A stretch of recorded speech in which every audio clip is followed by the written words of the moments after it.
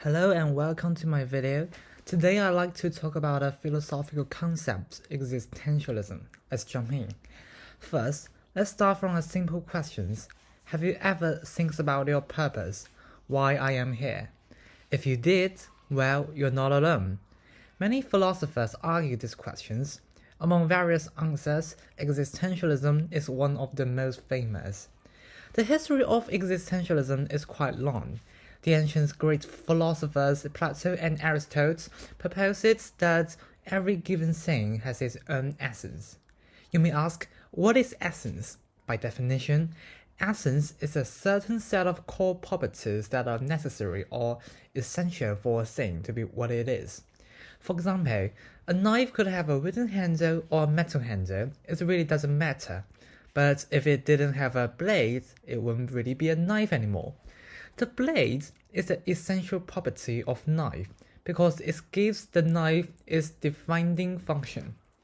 So we can say that the knife in the picture lost their essential property. Likewise, Plato and Aristotle thought everything including human all have their essence. Also, for human, our essence is appear before our born.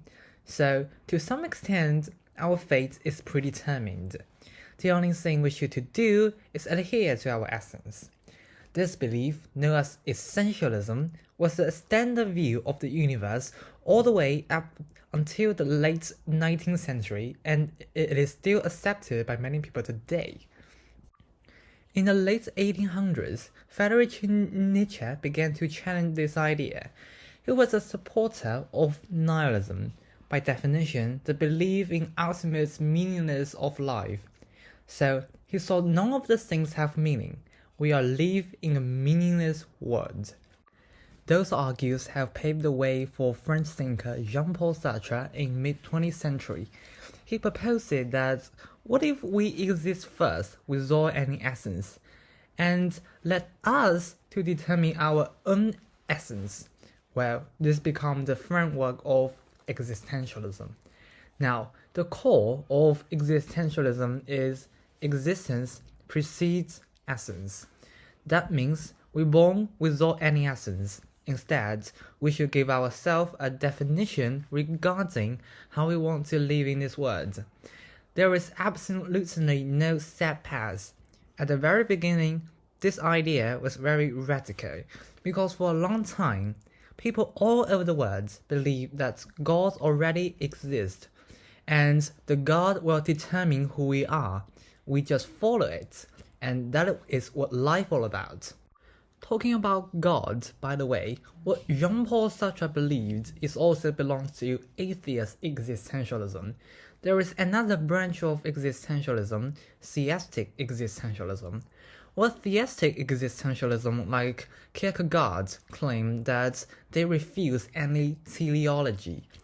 That is, refusing the notion that God makes the world, or us, with any particular purpose in mind. That is, God may exist, but God is not in charge of creating the world with meaning and instilling you with essence.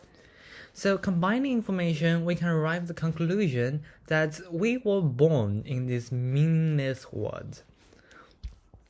However, we, as a mankind, need meaning to enrich our life. So, unavoidably, some people want to search for meaning of their life and the cosmos. Maybe through our environment, our beliefs, our family, or our government. For this phenomena, the existentialists use the word absurdity to describe them. That means the search for words in an answerless world. Since there is no teleology, the world wasn't created for a reason. Of course, this point of view was hard for people to accept too in the past. But when global was suffering from the World War I and World War II, they began to abandon their previous wonderful belief and support that the whole world is meaningless. That is when people began to accept the existentialism. However, as more and more people began to support the existentialism, an issue emerged. The fundamental meaning of the existentialism is that people determine their essence in a meaningless world. So, When people were finding their essence, finding the answer of these words, they have no rule to control them, to draw a boundary. Jean-Paul Sartre proposes his opinion toward this issue that human in this world is shockingly free. If there are no guidelines for our actions, then each of us is forced to design our own moral code, to invent a morality to live by. Sartre took this to mean that we are condemned to be free. He also said that there might be an authority for you to look for answers, like your religion leaders, politicians, and family members, but these people are just the same as you. They don't have too much answers, hence, all the authority are fake. So, you might ask a question. Under this kind of circumference, what things can we do? Well, he said that the best thing we can do is to live authentically.